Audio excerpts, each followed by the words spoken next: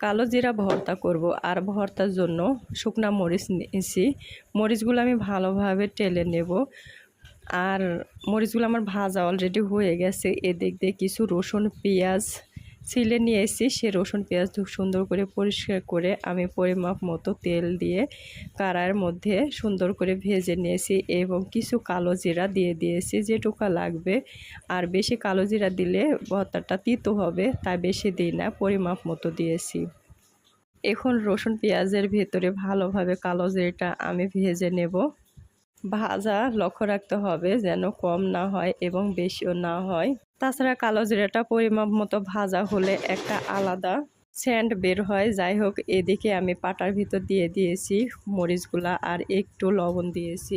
শিল দিয়ে কিন্তু আধা আধা একটা ডলা দিয়েছি। এখন ভেজে রাখা রসুন পেঁয়াজ আর কালো জিরা আমি দিয়ে দিয়েছি। তো এই তো আমার হয়ে গেছে কালো জিরা ভর্তা।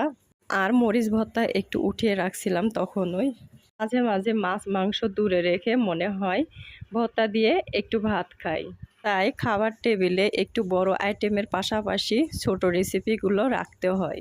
আজকের মতো এখানেই শেষ করছি।